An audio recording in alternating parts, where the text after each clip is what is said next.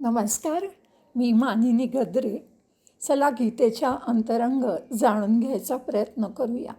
या ऑडिओची रचना आधी सांगितल्याप्रमाणे सुरुवातीला मूळ श्लोक, त्याचा मराठी अर्थ, नंतर संस्कृतचं सरळ वाक्य रूपांतर आणि त्याचा इंग्लिश अर्थ, नंतर ज्ञानेश्वरीतील माऊलींच्या ओव्यांचा मराठी सुलभ अर्थ आणि नंतर माझ्या दृष्टिकोनातून त्या श्लोकाविषयी मला काय वाटलं त्याचं विवरण.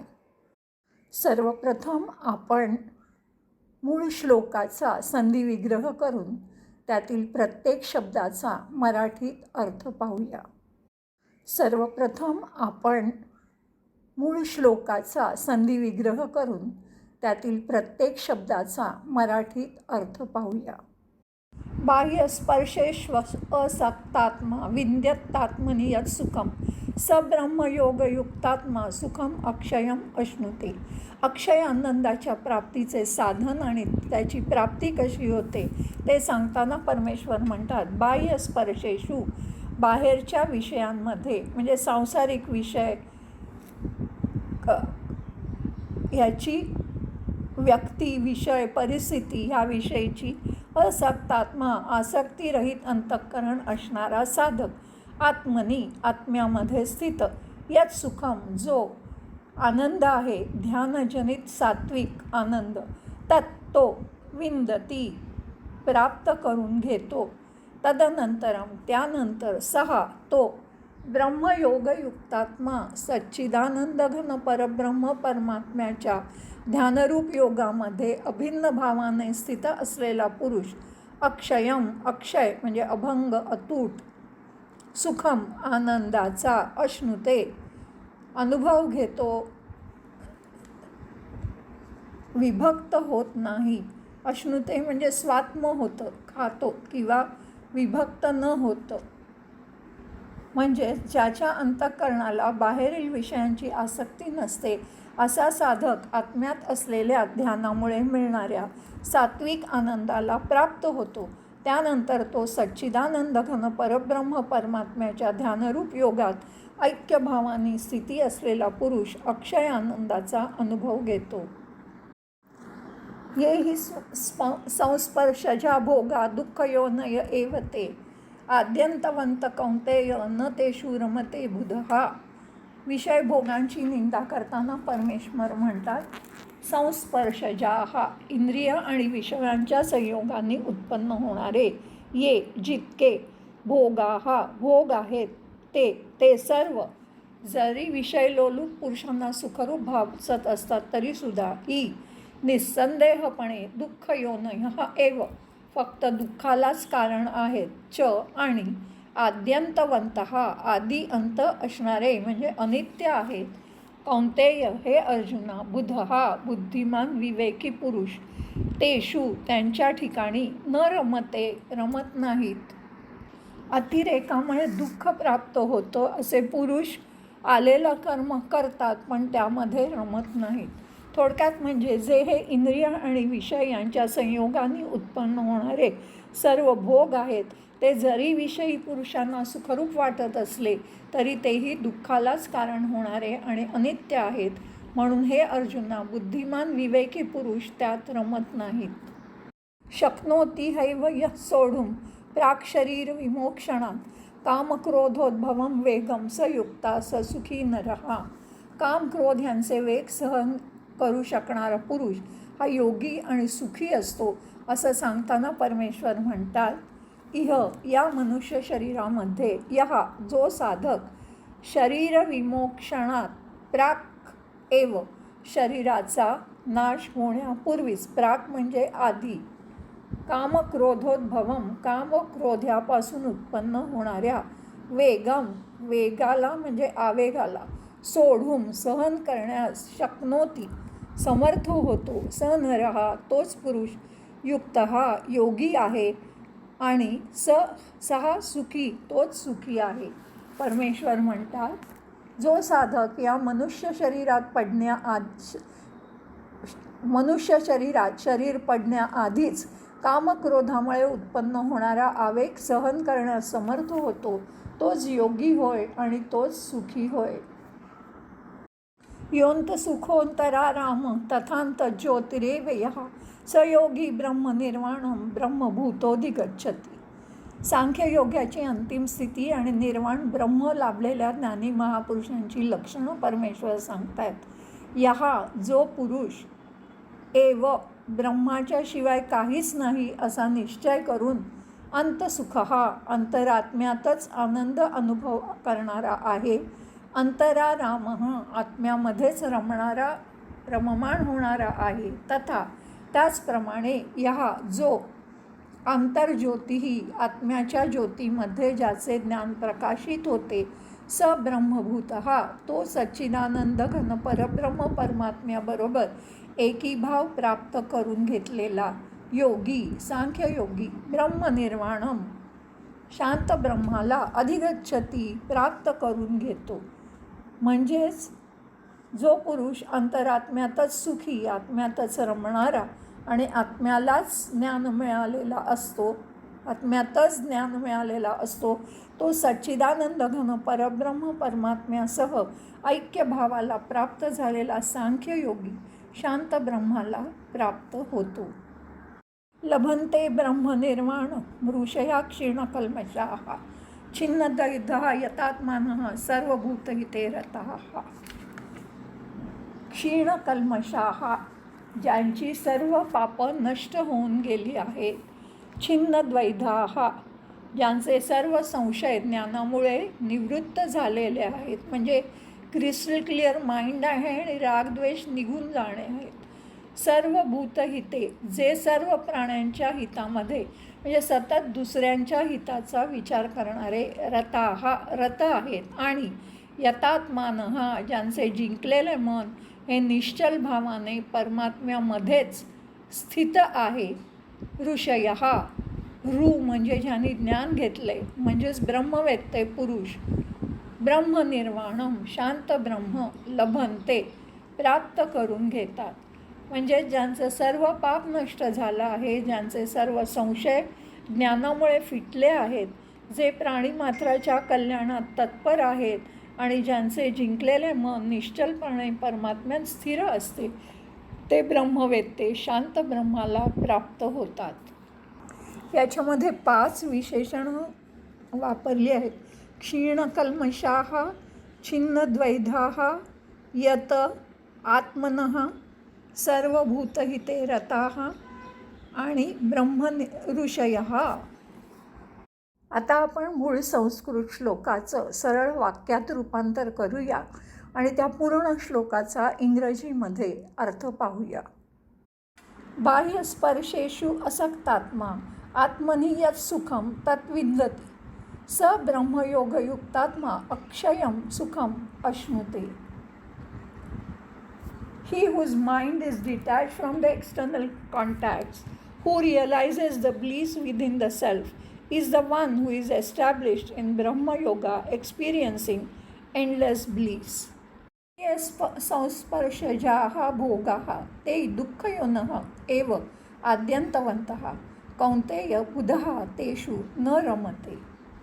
The enjoyments arising out of sense contacts with the sense objects are verily the sources of misery. Kaunteya, these transients have a beginning and an end. A wise person does not indulge in them. यह इह एव प्राक् शरीर विमोक्षणात् कामक्रोधोद्भवं वेगं सोढुं शक्नोति स युक्तः स सुखी नरः. He who is able to sustain the impulsive torrents of desire and anger in this life before leaving the body is a yogi, a real happy man. या अंतसुखः अंतरारामः यथा यः अंतर्ज्योतिः एव सह योगी ब्रह्मभूतः सन् ब्रह्मनिर्वाणम् अधिगच्छति. The yogi who finds happiness within, sports, rejoices within, and is illuminated within the self becomes one with Brahma and attains the peaceful beatitude of Brahma. क्षीणकल्मषाः छिन्नद्वैधाः यतात्मानः सर्वभूतहिते रताः ऋषया ब्रह्मनिर्वाणं लभन्ते. The sages whose blemishes, that is sins, have been destroyed, whose doubts regarding dualistic aspects are dispelled, who have controlled their senses, who are delightfully devoted to the welfare of all beings, attain the beatitude of Brahma. आता आपण याच श्लोकाच्या संदर्भात माऊलींनी ज्ञानेश्वरीमध्ये रचलेला ओव्यांचा सुलभ असा मराठीत अर्थ समजून घेऊया. बाह्यस्पर्शे स्वअसक्तात्मा विंद्यतात्मनीय सुखम सब्रह्मयोगयुक्तात्मा सुखम अक्षयम अश्नुती. पार्था, आत्मस्वरूपाला सोडून जो कधीही इंद्रियांच्या अधीन होत नाही, त्याला विषय कधीही तो विषयांच्या प्रभावाखाली येत नाही. ह्याच्यात नवल ते काय? आत्मसुखाने त्याचं अंतरंग पूर्णतः प्रसन्न झालं असल्यावर त्याला बाह्यभोगांची प्रवृत्ती चित्तामध्ये संभवेल तरी कशी? जो चंद्रविकासी कमळाच्या भांड्यात स्वादिष्ट यथेष्ट भोजन करतो, असा चंद्राचं भोजन करतो तो चकोर वृक्ष वाळवंटात चाटत बसेल का आवडीने? तसंच आत्मसुख ज्याला आपल्या ठाई प्राप्त झालं आहे, त्याला आपोआपच स्वभावताच त्याचे विषय सुटतात. हे कशाला वेगळं सांगावं? भोगसुखाने आता त्याला कसं बरं भुलेल तो? हे असं कृष्ण अर्जुनाला म्हणाले. येही संस्पर्शजा भोगा दुःखयोनय एव ते आद्यंतवंत कौंतेय न तेषु रमते बुधः. पार्था, जसा भुकेला भिकारी कोंडासुद्धा आवडीने खातो, तसा ज्याला आत्मज्ञान नाही तो इंद्रियांच्या अर्थामध्ये सतत गुंतला राहतो, त्याच्याकडे आकर्षित होतो. एखादं तहानेनं व्याकुळ झालेलं हरण भ्रमाने पाण्याकडे जायच्याऐवजी माळरानी मृगजळाच्या मागे धावतं. तसंच स्वसुखाची ज्याला जाण नाही, तिथे आत्मज्ञान ज्याच्याकडे नाही, तसा त्याला अशा व्यक्तीला विषय हे सर्वथा सुख देणारे असे वाटतात. अन्यथा विषयांविषयी बोलणं हे वाया आहे, उगाच आहे. जर विजेच्या चमकण्यानेच उजाडायला लागलं किंवा मेघाच्या छायेने जर पावसाची धार ऊन वारा हे थांबलं, तर मग 3-3 मजली घरं कशाला बरं पाहिजेत सांग? बचनाग हा जो विषारी कंद आहे, त्याला जर गोड म्हणायला लागलं, तसं भोगसुख ह्याला जे गोड म्हणायला लागतात त्यांचं जीवन व्यर्थ आहे. पार्था, जो भौमग्रह आहे त्याला मंगळ म्हणतात, मृगजळाला जळ म्हणतात, भोगसुखाला भोगांना सुख म्हणतात. ते सगळं व्यर्थ आहे. सुख नाव देणं हे भोगांना पूर्णतः व्यर्थ आहे. तू सांग मला की सापाच्या फणीची सावली एखाद्या उंदराला कितीशी सुखाची वाटेल? जोपर्यंत मासा आमिषाचा घास घेत नाही, त्याला तोंड लावत नाहीस, तोपर्यंतच त्याला घास म्हणायला पाहिजे. नाही तसंच जोपर्यंत विषयाचा संग तुम्हाला असतो तोपर्यंत केवळ दुःखमूलक असं ते असतं, हे तू निस्संदेह जाण. जसा एखादा पंडुरोगी अंगाला येणारी पुष्टी जी घातक असते, खोटी असते, तसंच विषय हे दुःखरूप असतात, हे विरक्त लोक जाणतात. विषयांचं ते शेवटपर्यंतचं जे दुःख आहे ते तू सुद्धा जाण. अज्ञान ज्याला नाही ते भोगसुखामध्ये कधीही त्यांना करमत नाही. विषयांचं वर्म त्यांना ते जाणतात आणि त्यामुळे ते त्यांचं कधीही सेवन करत नाहीत. जसं पुवातील कीटकांना पुवाची घाण वाटत नाही, तसंच दुःखितांना दुःख जीवन जे असतं तेच सुखाचं साधन वाटायला लागतं.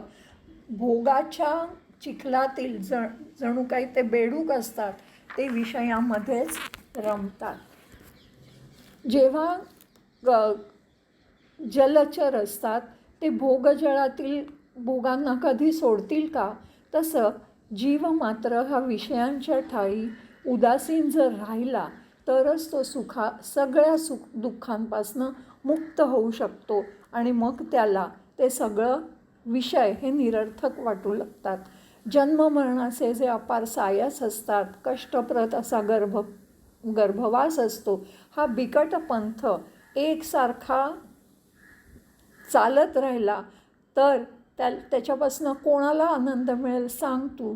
भोगापासून भोगासक्त जीव जर मागे फिरले तर ते सर्वतः आनंदी राहू शकतात.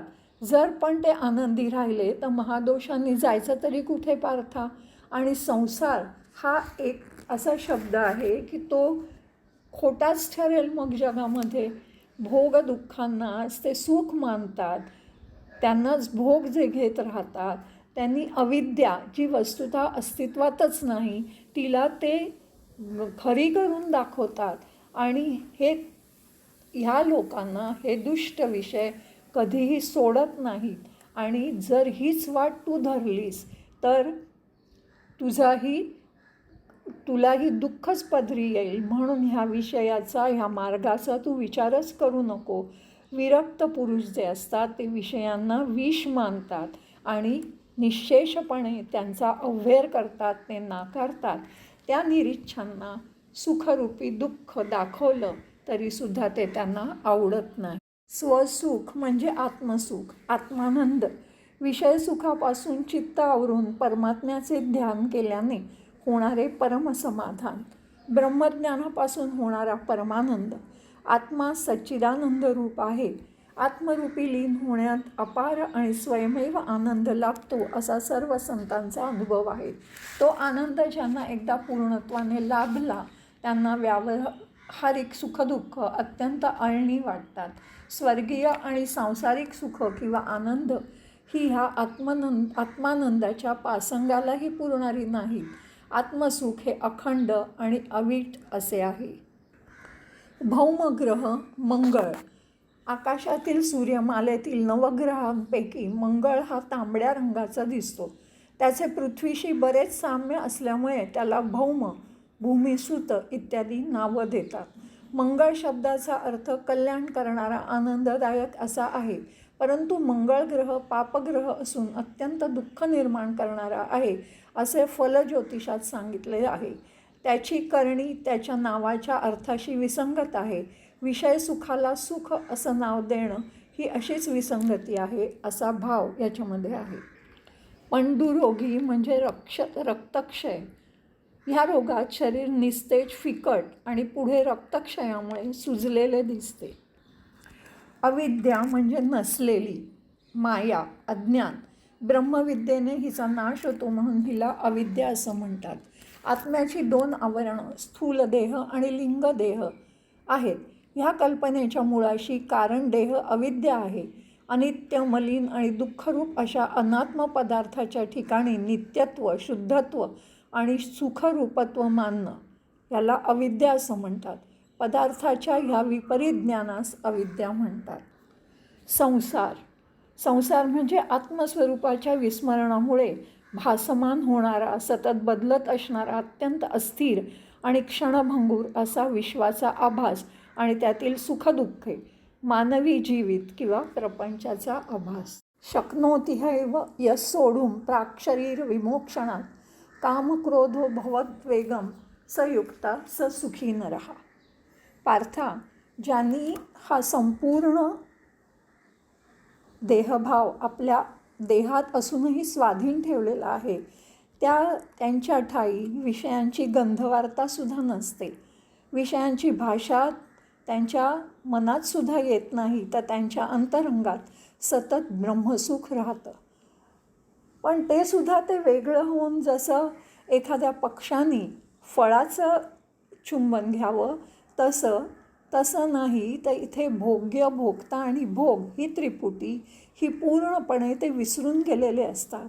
आणि ब्रह्मसुख भोगताना तिथे एक जी वृत्ती उद्भवते तिथे कुठेही अहंतेचा भावच नसतो आणि पूर्ण ब्रह्मसुखाला त्यांनी दृढ मिठी मारलेली असते. असं आलिंगन जेव्हा दृढ होतं तेव्हा आपोआपच तिथे ऐक्य होतं.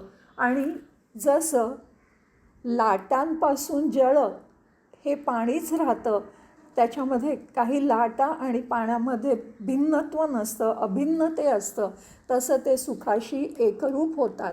जसा आकाशाशी वायू लीन झाला तर तिथे आकाश आणि वायू असं द्वैत राहत नाही, तसंच ह्या संभोगावस्थेत सुख ते अद्वैत स्वरूपाने भोगतात. आता असं द्वैत लोपल्यावरती ते ऐक्य होतं असं म्हणणंसुद्धा कसं बरं म्हणू, कारण त्या ठिकाणी कोणी साक्षीच नसतो, तो पूर्णतः त्या सुखामध्ये त्या ब्रह्मामध्ये एकरूप झालेला असतो. योंत सुखोंतरांता राम तथांत ज्योतिर्येव यः सयोगी ब्रह्मनिर्वाणं ब्रह्मभूतोऽधिगच्छति लभन्ते ब्रह्मनिर्वाणं ऋषयः क्षीणकल्मषः छिन्नद्वैधा यतात्मनः सर्वभूतहिते रतः. पार्था यांचं वर्णन हे शब्दातीत आहे. स्वभावेच ही गुण तेच जाणतील की जे ब्रह्मनिष्ठ असतील. अशा ब्रह्मसुखाने संपन्न होऊन जे स्वरूपातच रंगलेले आहेत त्यांना मी ब्रह्मऐक्याचे भावाचे ब्रह्म ऐक्य भावाचे पुतळेच परिपूर्ण पुतळे मानतो. किंवा ते सुखाचे अंकुर असतात किंवा आनंदाची जणू काही मूर्ती असतात, तंतोतंत मूर्ती असतात, प्रतिमा असतात. त्यांच्या जागी महाबोध हे कायम निवास करत असतात. परब्रह्माचा जणू काही स्वभाव असतात. ते लोक असे ब्रह्मज्ञानी विवेकाचे गाव असतात. इथे विवेक सदैव वास करतो. ब्रह्मविद्येचे ते खूप सुशोभित असे अवयव असतात. सत्वाचे सात्विक असे ते संत असतात आणि मूर्तिमंत चैतन्यच ते असतात. असं एक अपार वर्णन करत असताना ज्ञानेश्वर महाराज संतस्तुतीमध्ये तल्लीन होऊन गेले होते.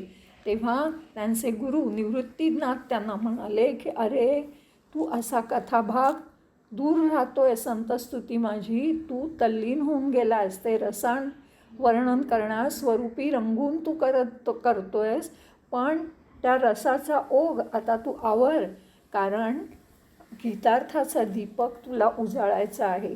संताचा अंतरंग ही ज्ञानाची सुप्रभात असते, उषःकाल असतो ज्ञानदेवा. तेव्हा आता तू गीतार्थाकडे वळ. गुरुनाथांचा असा आदेश ऐकून निवृत्तीचा दास ज्ञानेश्वर महाराज म्हणाले, बरं आता चित्त देऊन श्रोते हो ऐका की श्रीकृष्ण पार्थाला काय म्हणाले. सुखामध्ये उडी घेऊन त्याच्यामध्ये बुडी घेऊन जे राहिले त्याच्यात जे स्थिरावले आहेत ते आपोआपच तद्रूप होतात.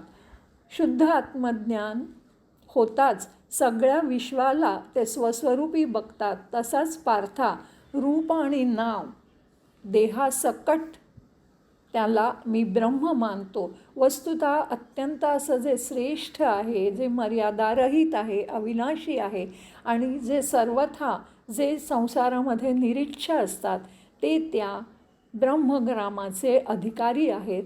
महर्षींसाठीच ते स्थान राखून ठेवलेले आहे. विरक्तांच्या वाट्यालाच केवळ ते स्थान येतं आणि ज्यांचे संशय फिटलेले जे आहेत, जे संदेहरहित झाले आहेत त्यांना ते फलद्रूप होतं. म्हणून तू संशय त्याग कर आणि ब्रह्माशी ऐक्य पाव. आता या श्लोकाबद्दल माझ्या दृष्टिकोनातून मला काय वाटतं ते आपण पाहूया. 5व्या अध्यायाच्या 21 ते 25 या श्लोकांमध्ये विषयभोगांचा अभाव आणि विषयभोगांचा प्रभाव या दोन्हीचे परिणाम या श्लोकांमध्ये दिसतात.